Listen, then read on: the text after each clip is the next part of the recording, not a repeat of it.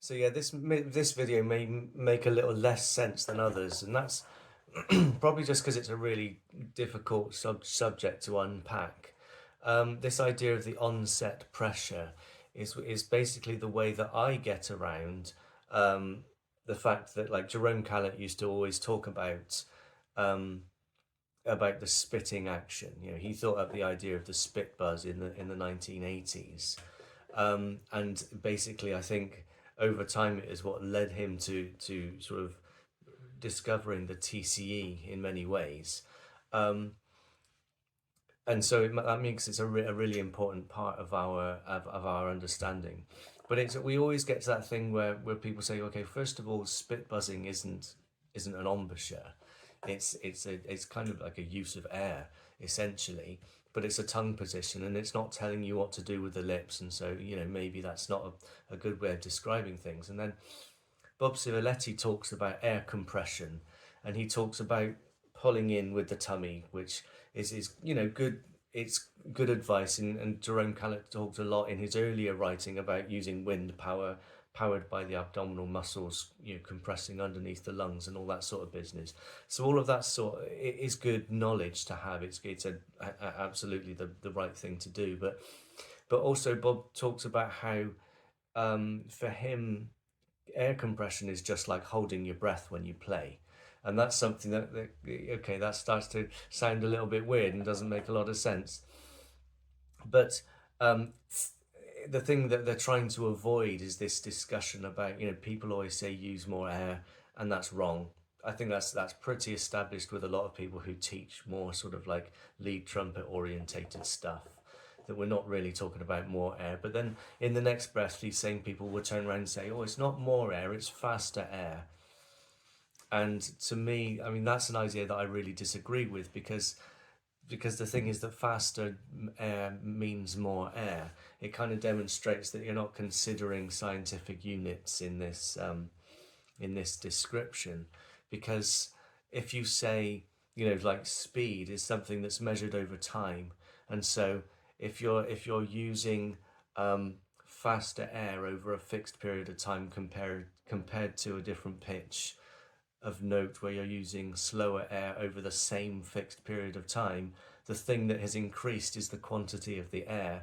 And that's not right, because we're not using more air to play higher. That's something you can prove. You can prove it by popping the tuning slide off of your trumpet and just putting your hand over the end when you feel yourself playing.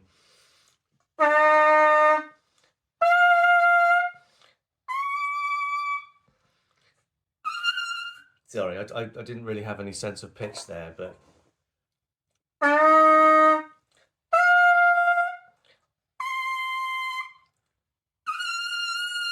you can feel that as you go higher, less and less air is getting into the instrument, and the sound isn't getting softer. So the question is, what is actually changing? Well, the answer to that is the air pressure. It's the compression of air inside your body. And so in TCE, the way that is happening is like this. And you can see that as I go to release the air, the tongue is sort of naturally doing this this lowering, and that's not a conscious thing I'm doing, but that is what happens when you spit buzz, when you spit attack. You build up the pressure in the mouth, and then you spit it out. And the thing is that, when, again, if you discuss this in a non-TCE context, then you can kind of go, well, I know that I'm going to use, say, this is like a low C. And then this one is a C an octave higher. And I can feel that difference in the air pressure, and I can understand why people say that it is air speed, because it kind of feels like that, but there's less air. So, maybe it's less air going faster. We could agree that, but as long as there's less air, that's the important thing. But a high C is like, is that. And again, Lynn Nicholson in his videos, in his Got High Notes video, he talks about this being air compression. And you can feel, basically, I'm channeling the air with the tongue, but I'm setting the air pressure and then releasing it with that spitting action. So high C, it's just like that, you know, and there is that associated onset pressure. There it is that's deciding the air pressure before you spit everywhere, before you release the note. So that's exactly what that is. So hopefully that explanation helped. I know it gets really wordy, but it's something that, you know, people all over the world, experts all over the world, struggle to put into terms that are easy to understand, because it's something that you feel in your body when you are an experienced player. And I don't think that many people have put a lot of analytical thought into what, you know, or maybe no, a lot of people have thought about it too much.